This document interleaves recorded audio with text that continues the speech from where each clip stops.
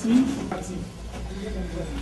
conscient que si la voie du petit de prendre corps, et c'est la raison pour laquelle il va se prendre en charge, n'est-ce pas, dans le chef de la population congolaise en général et de la jeunesse de l'UDPS en particulier.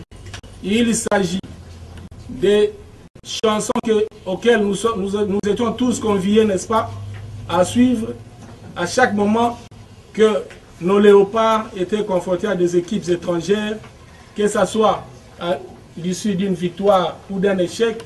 Ce sont les mêmes chansons qui s'est développées, je cite, et l'Okonine ici la kate, Yebelatan, ça veut tout dire. C'est comme ça que nous aussi nous disons. Nous continuons à croire que le chemin du dialogue, c'est la voie royale. Si les autres ne veulent pas entendre ça de cette oreille, eh bien, nous allons user de toutes nos prérogatives pour bouter dehors le pouvoir des imposteurs. J'ai dit. Et aussi quelque chose, l'UDPS soutient les dialogues de l'accord cadre d'Addis Abeba avec les résolutions 2098, 2147, 2211. Si vous dites qu'il y aura glissement, maintenant nous sommes en train de nous poser des questions. D'abord, ce dialogue que nous attendons n'est ni une idée, soit une initiative de l'UDPS, moins encore de la majorité. Ça, c'est un problème de la communauté internationale. Si M. Kabila est fort, il sait qu'il peut s'en foutre même de la communauté internationale, là, peut-être nous allons dire qu'il est fort. Glissement de calendrier par rapport à quoi? Il y a eu déjà des calendriers et des calendriers. Comme vous le savez, il y a même les élections provinciales qui ont été projetées. Il y a eu même des gens qui sont allés déposer leur argent pour que cette élection puisse avoir lieu. Mais au jour d'aujourd'hui, où en sommes-nous avec cette élection provinciale? Ce calendrier-ci, que vous venez tout à l'heure de nous dire, je vous assure, c'est encore un mort-né. Il ne faut même pas penser à ça. Monsieur Kabila et sa bande, ils savent tous, le programme de calendrier électoral sortira du dialogue. Et la CENI fait partie aussi des problèmes dans ces pays. Parce que c'est la CENI qui a été à la base. Si je vous répondre par rapport à votre question, j'ai dit. La Ligue des jeunes de l'UDPS par rapport à la journée ville morte décrétée par la dynamique de l'opposition et les fronts citoyens 2016. Le secrétaire général, sur ce point, qui du reste est une journée qui reste indéléblement retenue dans les annales de l'histoire de notre pays. Mais qu'à cela ne tienne, nous pensons plutôt que tout acte posé par notre peuple dans le sens de chasser M.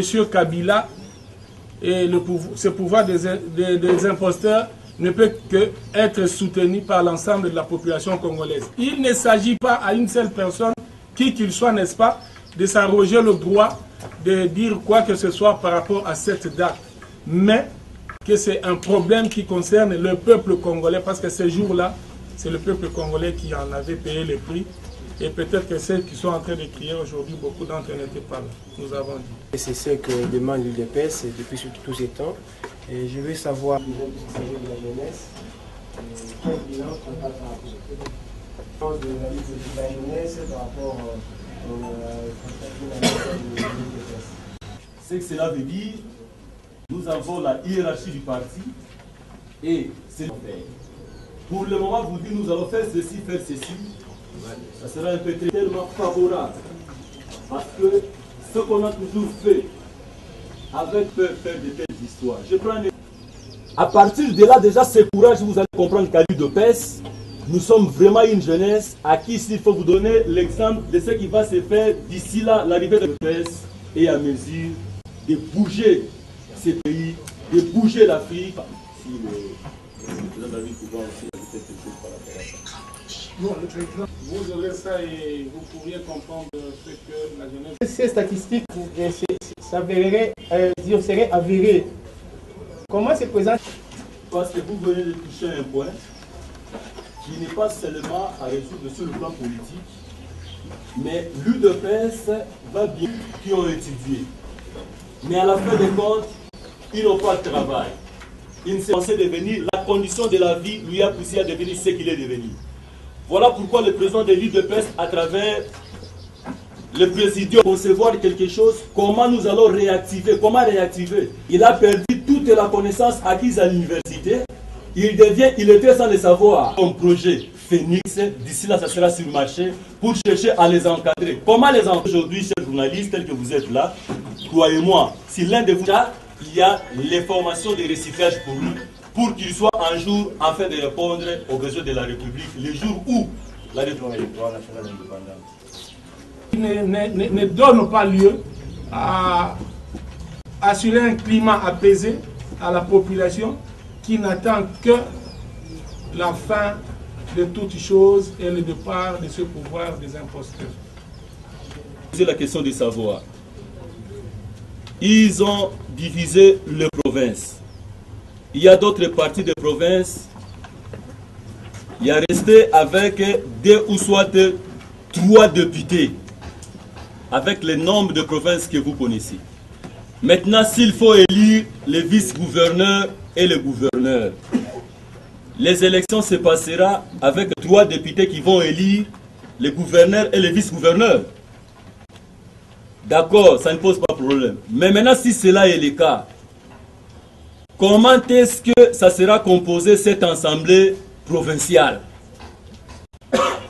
Ce gouvernement provincial aussi pose problème. Déjà, si vous comprenez très bien, nous les gens de l'UDPS, nous connaissons très bien. Notre président nous avait déjà tout dit. Il nous a dit ceci. Si M. Kabila a sa tête, il sera bloqué quelque part. Il sera même ridicule. Tout ce que nous sommes en train de vivre maintenant, ce sont des signaux qui prouvent que le régime est déjà à sa fin. Il y a maintenant un problème de perte de mémoire. Ils ne savent plus dans quel sens se vouer. Ils touchent partout. Ils parlent dialogue, ils parlent élection, ils parlent ceci, mais on ne sait plus les situer. Cela prouve simplement que le pouvoir est arrivé à la fin. Ce sont les signes qui ne trompent jamais. Notre président a toujours dit, si vous n'avez pas l'intelligence de comprendre la politique, lisez les fiscs et les signes de temps. À vous entendre parler, président, c'est là prévu par la Commission électorale nationale indépendante le 26 mars prochain. N'est-ce pas, l'UDPS ne va pas prendre part à ces élections? Bango Momo, de Balobi, Yebela. Bango Balobi, Wumela, ezali un slogan en mots. Wana ezali population congolaise, na ba soda ya Kabila, o basali makambo na bango.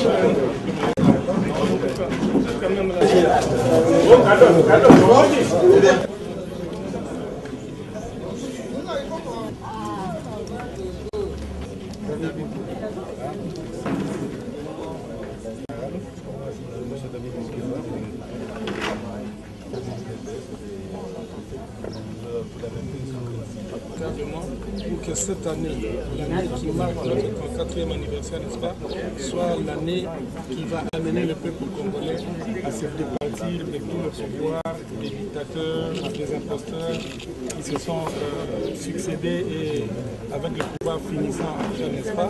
Nous voulons absolument que cette année où l'UDPS est en train de fêter son 34e anniversaire soit marquée par le départ des imposteurs à la tête du pays. Et qui vous appelez imposteur? Nous l'appelons imposteur, le pouvoir en place.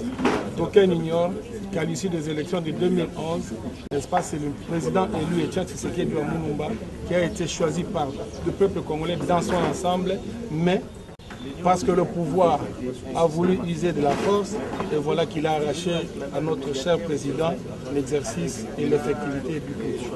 Bon, cette année, c'est l'année de tous.